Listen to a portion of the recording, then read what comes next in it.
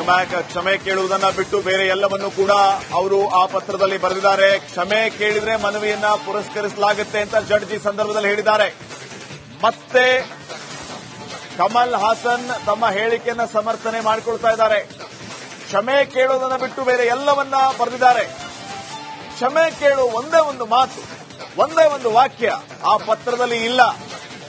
ಕ್ಷಮೆ ಕೇಳಿದರೆ ಮಾತ್ರ ಪರಿಗಣಿಸಲಾಗುವುದು, ಇಲ್ಲ ಅಂದ್ರೆ ಇಲ್ಲ, ನಿಮ್ಮ ಮನವಿಯನ್ನ ಪುರಸ್ಕರಿಸಲಾಗುವುದಿಲ್ಲ ಅಂತ ಜಡ್ಜ್ ಖಂಡತುಂಡವಾಗಿ ಹೇಳಿದ್ದಾರೆ. ಭಾಷೆ ಭಾವನೆ ಇಲ್ಲಿ ನೀವು ಅವಮಾನಿಸಿದ್ದೀರಿ, ನೀವೇ ಆಟಿಟ್ಯೂಡ್ ತೋರಿಸ್ತಾ ಇದ್ದೀರಿ. ಒಂದು ಕ್ಷಮೆ ಕೇಳ್ಬಿಟ್ರೆ ಮುಗಿದೋಯ್ತು. ಆಮೇಲೆ ನೀವು ಇತಿಹಾಸಕಾರರಲ್ಲ ಭಾಷೆಯ ಅಸ್ತಿತ್ವದ ಬಗ್ಗೆ ಮಾತಾಡೋದಕ್ಕೆ. ಈ ಹಿಂದೆ ಯಾರ್ಯಾರು ಏನೇನು ಮಾತಾಡಿದ್ರು ಎಲ್ಲರೂ ಕ್ಷಮೆ ಕೇಳಿದ್ರು, ಅದನ್ನ ಪ್ರೂವ್ ಮಾಡೋದಕ್ಕಾಗದೆ ಇನ್ನು ನೀನ್ ಯಾವ ಲೆಕ್ಕ ಹೇಳೋ ಮಂಕದಿನ್ನಿಯೇ ಅನ್ನೋ ರೀತಿಯಲ್ಲಿ ಈಗಾಗಲೇ ಸಾಹೇಬರು ಮಾತಾಡಿದ್ದಾರೆ. ಆದ್ರೆ ಈ ಒಂದು ವಿಚಾರ ಅಂದ್ರೆ ಇವತ್ತು ಕಮಲ್ ಹಾಸನ್ ಬರೆದಿರುವಂತಹ ಪತ್ರದ ಬಗ್ಗೆಯೂ ಕೂಡ ಅಲ್ಲಿ ಪ್ರಸ್ತಾಪ ಮಾಡಲಾಗಿ ಆ ಇಡೀ ಪತ್ರದ ಸಾರಾಂಶದಲ್ಲಿ ಎಲ್ಲಿಯೂ ಒಂದೇ ಒಂದು ಮಾತು ಕ್ಷಮೆ ಅಂತ ಇಲ್ಲ, ಎಲ್ಲಿಯೂ ಒಂದೇ ಒಂದು ವಾಕ್ಯದಲ್ಲಿ ಕ್ಷಮೆಯನ್ನ ಕೇಳುತ್ತೇನೆ ಅಂತಿಲ್ಲ. ಹಾಗಿದ್ದಾಗ ನೀವೇ ಈ ರೀತಿ ಸೀನ್ ಕ್ರಿಯೇಟ್ ಆಗೋದಕ್ಕೆ ಕಾರಣೀಕರ್ತರಾದ್ರಿ. ಈಗ ನೀವೇ ಭದ್ರತೆ ಕೇಳ್ತಾ ಇದ್ದೀರಿ. ಒಂದು ಕ್ಷಮೆ ಕೇಳಿದ್ರೆ ಈ ರೀತಿ ಪರಿಸ್ಥಿತಿ ಆಗ್ತಿರ್ಲಿಲ್ಲ. ಕ್ಷಮೆ ಕೇಳದೆ ನೀವು ಆಟಿಟ್ಯೂಡ್ ತೋರಿಸ್ತಾ ಇದ್ದೀರಿ.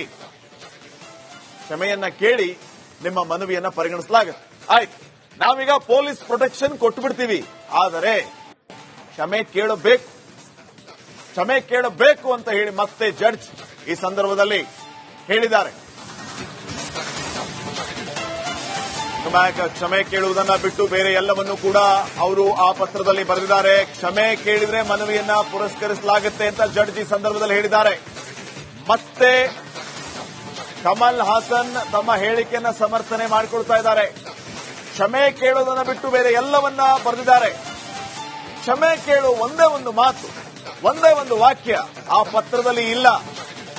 ಕ್ಷಮೆ ಕೇಳಿದರೆ ಮಾತ್ರ ಪರಿಗಣಿಸಲಾಗುವುದು, ಇಲ್ಲ ಅಂದ್ರೆ ಇಲ್ಲ, ನಿಮ್ಮ ಮನವಿಯನ್ನ ಪುರಸ್ಕರಿಸಲಾಗುವುದಿಲ್ಲ ಅಂತ ಜಡ್ಜ್ ಖಂಡತುಂಡವಾಗಿ ಹೇಳಿದ್ದಾರೆ. ಭಾಷೆ ಭಾವನೆ ಇಲ್ಲಿ ನೀವು ಅವಮಾನಿಸಿದ್ದೀರಿ, ನೀವೇ ಆಟಿಟ್ಯೂಡ್ ತೋರಿಸ್ತಾ ಇದ್ದೀರಿ. ಒಂದು ಕ್ಷಮೆ ಕೇಳ್ಬಿಟ್ರೆ ಮುಗಿದೋಯ್ತು. ಆಮೇಲೆ ನೀವು ಇತಿಹಾಸಕಾರರಲ್ಲ ಭಾಷೆಯ ಅಸ್ತಿತ್ವದ ಬಗ್ಗೆ ಮಾತಾಡೋದಕ್ಕೆ. ಈ ಹಿಂದೆ ಯಾರ್ಯಾರು ಏನೇನು ಮಾತಾಡಿದ್ರು ಎಲ್ಲರೂ ಕ್ಷಮೆ ಕೇಳಿದ್ರು, ಅದನ್ನ ಪ್ರೂವ್ ಮಾಡೋದಕ್ಕಾಗದೆ ಇನ್ನು ನೀನ್ ಯಾವ ಲೆಕ್ಕ ಹೇಳೋ ಮಂಕದಿನ್ನಿಯೇ ಅನ್ನೋ ರೀತಿಯಲ್ಲಿ ಈಗಾಗಲೇ ಸಾಹೇಬರು ಮಾತಾಡಿದ್ದಾರೆ. ಆದ್ರೆ ಈ ಒಂದು ವಿಚಾರ ಅಂದ್ರೆ ಇವತ್ತು ಕಮಲ್ ಹಾಸನ್ ಬರೆದಿರುವಂತಹ ಪತ್ರದ ಬಗ್ಗೆಯೂ ಕೂಡ ಅಲ್ಲಿ ಪ್ರಸ್ತಾಪ ಮಾಡಲಾಗಿ ಆ ಇಡೀ ಪತ್ರದ ಸಾರಾಂಶದಲ್ಲಿ ಎಲ್ಲಿಯೂ ಒಂದೇ ಒಂದು ಮಾತು ಕ್ಷಮೆ ಅಂತ ಇಲ್ಲ, ಎಲ್ಲಿಯೂ ಒಂದೇ ಒಂದು ವಾಕ್ಯದಲ್ಲಿ ಕ್ಷಮೆಯನ್ನ ಕೇಳುತ್ತೇನೆ ಅಂತಿಲ್ಲ. ಹಾಗಿದ್ದಾಗ ನೀವೇ ಈ ರೀತಿ ಸೀನ್ ಕ್ರಿಯೇಟ್ ಆಗೋದಕ್ಕೆ ಕಾರಣೀಕರ್ತರಾದ್ರಿ. ಈಗ ನೀವೇ ಭದ್ರತೆ ಕೇಳ್ತಾ ಇದ್ದೀರಿ. ಒಂದು ಕ್ಷಮೆ ಕೇಳಿದ್ರೆ ಈ ರೀತಿ ಪರಿಸ್ಥಿತಿ ಆಗ್ತಿರ್ಲಿಲ್ಲ. ಕ್ಷಮೆ ಕೇಳದೆ ನೀವು ಆಟಿಟ್ಯೂಡ್ ತೋರಿಸ್ತಾ ಇದ್ದೀರಿ. ಕ್ಷಮೆಯನ್ನ ಕೇಳಿ ನಿಮ್ಮ ಮನವಿಯನ್ನ ಪರಿಗಣಿಸಲಾಗುತ್ತೆ. ಆಯ್ತು, ನಾವೀಗ ಪೊಲೀಸ್ ಪ್ರೊಟೆಕ್ಷನ್ ಕೊಟ್ಟುಬಿಡ್ತೀವಿ, ಆದರೆ ಕ್ಷಮೆ ಕೇಳಬೇಕು, ಕ್ಷಮೆ ಕೇಳಬೇಕು ಅಂತ ಹೇಳಿ ಮತ್ತೆ ಜಡ್ಜ್ ಈ ಸಂದರ್ಭದಲ್ಲಿ ಹೇಳಿದ್ದಾರೆ. ಕ್ಷಮೆ ಕೇಳುವುದನ್ನ ಬಿಟ್ಟು ಬೇರೆ ಎಲ್ಲವನ್ನೂ ಕೂಡ ಅವರು ಆ ಪತ್ರದಲ್ಲಿ ಬರೆದಿದ್ದಾರೆ. ಕ್ಷಮೆ ಕೇಳಿದ್ರೆ ಮನವಿಯನ್ನ ಪುರಸ್ಕರಿಸಲಾಗುತ್ತೆ ಅಂತ ಜಡ್ಜ್ ಈ ಸಂದರ್ಭದಲ್ಲಿ ಹೇಳಿದ್ದಾರೆ. ಮತ್ತೆ ಕಮಲ್ ಹಾಸನ್ ತಮ್ಮ ಹೇಳಿಕೆಯನ್ನ ಸಮರ್ಥನೆ ಮಾಡಿಕೊಳ್ತಾ ಇದ್ದಾರೆ. ಕ್ಷಮೆ ಕೇಳೋದನ್ನ ಬಿಟ್ಟು ಬೇರೆ ಎಲ್ಲವನ್ನ ಬರೆದಿದ್ದಾರೆ. ಕ್ಷಮೆ ಕೇಳು ಒಂದೇ ಒಂದು ಮಾತು, ಒಂದೇ ಒಂದು ವಾಕ್ಯ ಆ ಪತ್ರದಲ್ಲಿ ಇಲ್ಲ. ಕ್ಷಮೆ ಕೇಳಿದರೆ ಮಾತ್ರ ಪರಿಗಣಿಸಲಾಗುವುದು, ಇಲ್ಲ ಅಂದ್ರೆ ಇಲ್ಲ, ನಿಮ್ಮ ಮನವಿಯನ್ನ ಪುರಸ್ಕರಿಸಲಾಗುವುದಿಲ್ಲ ಅಂತ ಜಡ್ಜ್ ಖಂಡತುಂಡವಾಗಿ ಹೇಳಿದ್ದಾರೆ.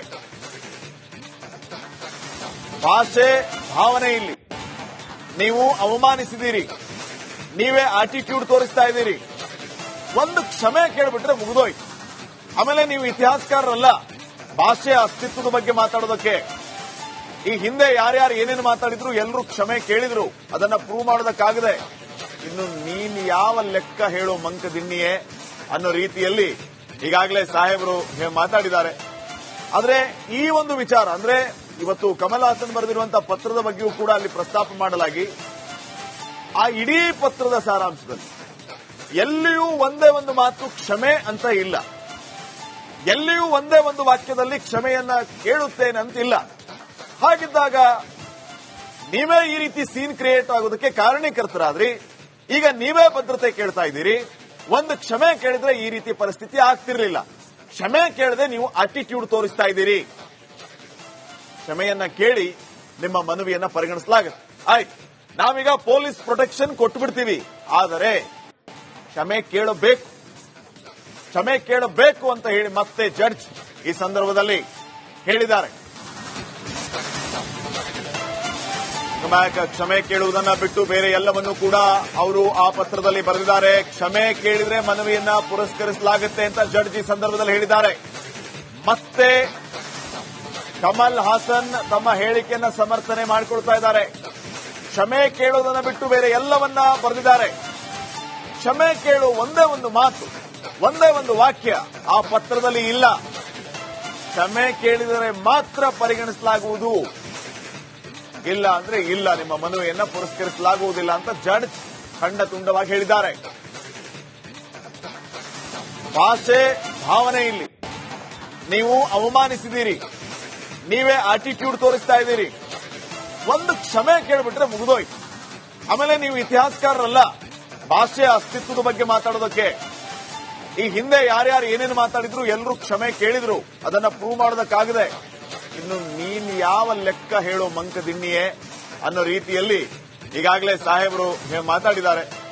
ಆದ್ರೆ ಈ ಒಂದು ವಿಚಾರ ಅಂದ್ರೆ ಇವತ್ತು ಕಮಲ್ ಹಾಸನ್ ಬರೆದಿರುವಂತಹ ಪತ್ರದ ಬಗ್ಗೆಯೂ ಕೂಡ ಅಲ್ಲಿ ಪ್ರಸ್ತಾಪ ಮಾಡಲಾಗಿ ಆ ಇಡೀ ಪತ್ರದ ಸಾರಾಂಶದಲ್ಲಿ ಎಲ್ಲಿಯೂ ಒಂದೇ ಒಂದು ಮಾತು ಕ್ಷಮೆ ಅಂತ ಇಲ್ಲ.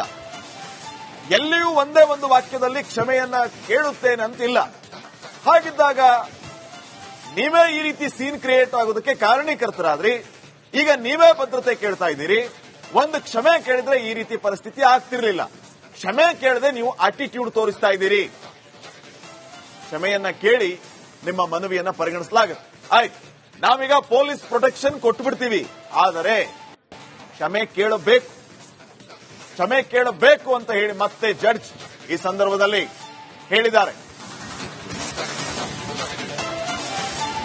ಕ್ಷಮೆ ಕೇಳುವುದನ್ನ ಬಿಟ್ಟು ಬೇರೆ ಎಲ್ಲವನ್ನೂ ಕೂಡ ಅವರು ಆ ಪತ್ರದಲ್ಲಿ ಬರೆದಿದ್ದಾರೆ. ಕ್ಷಮೆ ಕೇಳಿದ್ರೆ ಮನವಿಯನ್ನ ಪುರಸ್ಕರಿಸಲಾಗುತ್ತೆ ಅಂತ ಜಡ್ಜ್ ಈ ಸಂದರ್ಭದಲ್ಲಿ ಹೇಳಿದ್ದಾರೆ.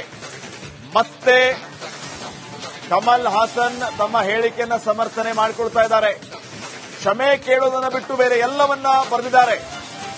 ಕ್ಷಮೆ ಕೇಳು ಒಂದೇ ಒಂದು ಮಾತು, ಒಂದೇ ಒಂದು ವಾಕ್ಯ ಆ ಪತ್ರದಲ್ಲಿ ಇಲ್ಲ.